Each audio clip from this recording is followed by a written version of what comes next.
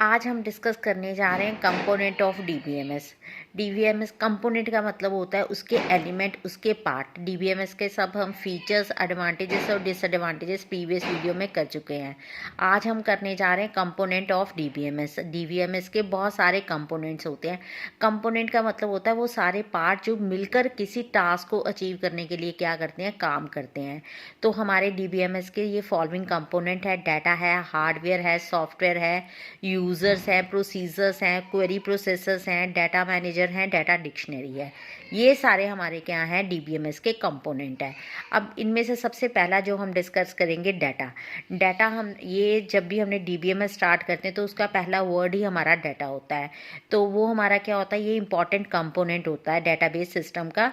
ये इसी से हमारा डीबीएम जो डाटाबेस है वो तैयार होता है। यानी ये हमारी कलेक्शन होती है किसी भी रॉ फैक्ट की, कोई रॉ फिगर की, जिसको अभी हमने स्टोर करना है और जिसका अभी ह्यूमन या कंप्यूटर द्वारा प्रोसेसिंग की जाएगी। यानी डाटा हमारा अनऑर्गेनाइज हमारा कोई फैक्ट है, फिगर है, जिसके ऊपर हमने प्रोसेसिंग करके उसको डाटाबेस बनाना है। जो डाटा एक ब्रिज का काम करता है मशीन पार्ट के बीच में। और डाटा जो होते हैं वो हमारे दो टाइप के होते हैं। सबसे पहले हमारा जो डाटा होता है,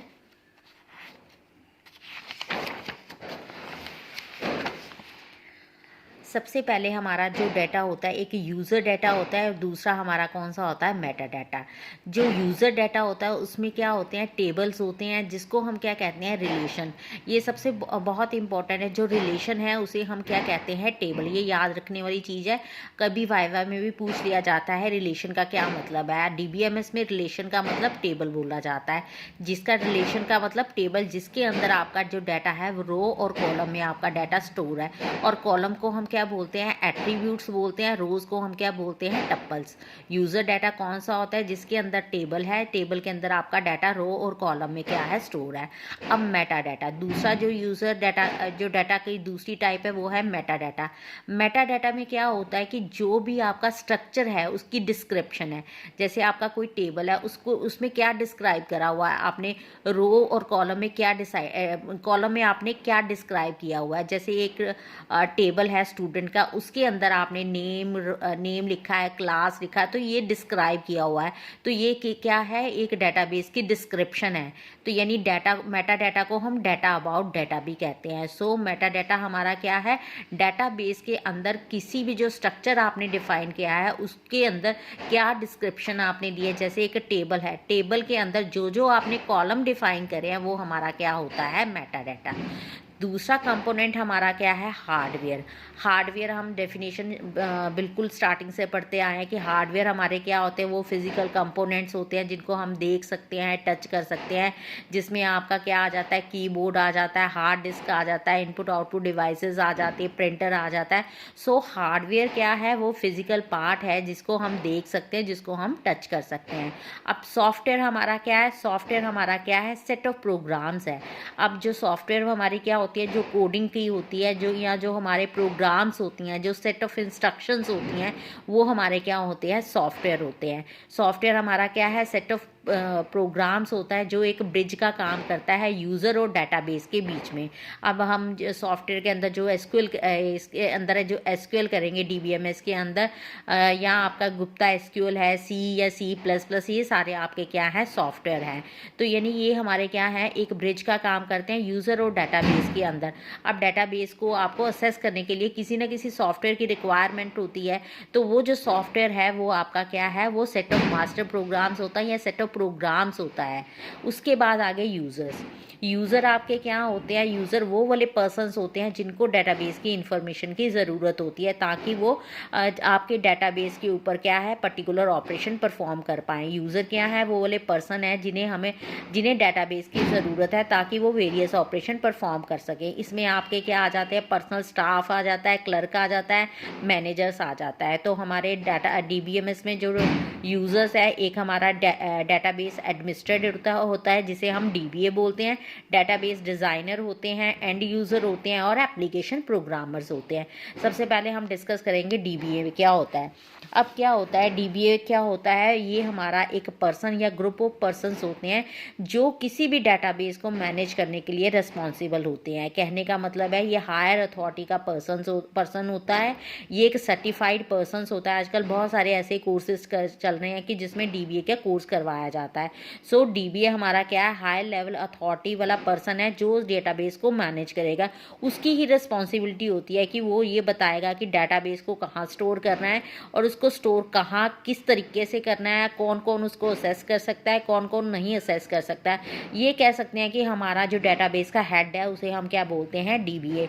ये तो अगर बड़ी कोई कंपनी है उसमें एक ग्रुप ऑफ पर्सन्स हो सकते हैं, अगर स्मॉल कोई कंपनी है तो उसमें एक सिंगल पर्सन हो सकता है डीबीए। सो डीबीए हमारा एक ऐसा पर्सन है या ग्रुप ऑफ पर्सन है जो रिस्पॉन्सिबल है डेटाबेस को मैनेज करने के लिए। वही रिस्पॉन्सिबल है डेटाबेस को डिफाइन करने के लिए, स्टोर करने के लिए। अगर मान लो कहीं डेटाबेस आपका क्या हो जाता है, कहीं आपका फेल हो जाता है तो उसको रिकवर करना, ये सारी रिस्पॉन्सिबिलिटी किसकी होती है, डीबीए की।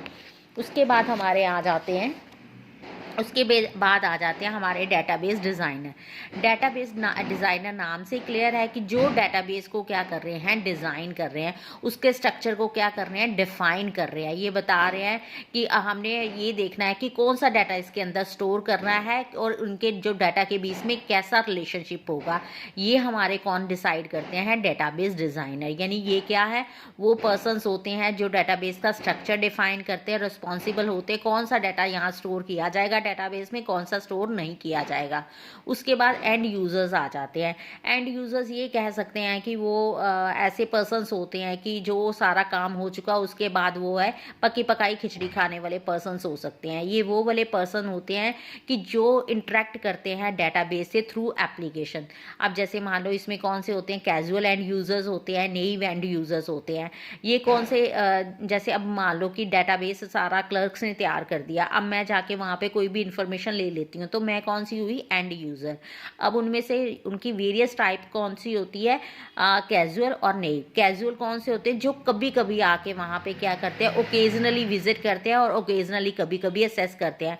मान लो कोई ऑडिट वाला आ जाता है तो वो हमारे कौन से होंगे, कैजुअल एंड यूज़र।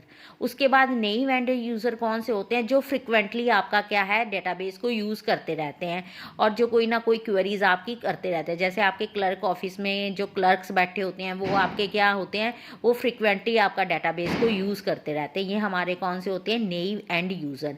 उसके बाद आपके आ जाते हैं एप्लीकेशन प्रोग्रामर्स। एप्लीकेशन प्रोग्रामर्स कौन से होते हैं, जो कोई ना कोई सॉफ्टवेयर को डेवलप करते हैं, कोई ना कोई एप्लीकेशन बनाते हैं ताकि हम डेटाबेस को ईजिली असेस कर सकें। तो इसके बाद लास्ट में हमारा क्या आ जाता है, प्रोसीजर। प्रोसीजर हमारे क्या होते हैं, ये हमारे रूल्स होते हैं, रेगुलेशंस होते हैं, इंस्ट्रक्शंस होती हैं जो हेल्प करती हैं कि हमने डेटाबेस को किस तरह से यूज़ करना है। अगर प्रोसीजर नहीं होगा, किसी भी काम में अगर प्रोसीजर नहीं होगा तो कोई भी चीज़ आपकी सही तरीके से चल नहीं पाएगी।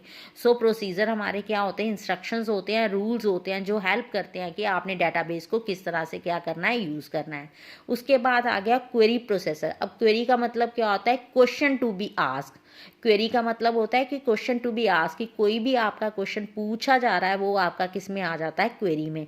सो क्वेरी प्रोसेसर आपके क्या करते हैं, जो भी क्वेश्चन पूछे जाते हैं उनको क्या करते हैं, सीरीज में कन्वर्ट करके उसको क्या कर देते हैं, लो लेवल इंस्ट्रक्शन में कन्वर्ट कर देते हैं। यानी क्वेरी प्रोसेसर हमारा क्या है, जो भी क्वेश्चन पूछा गया है उसको प्रोसेस करके वो लो लेवल इंस्ट्रक्शन में क्या कर देता है, चेंज कर जाता है।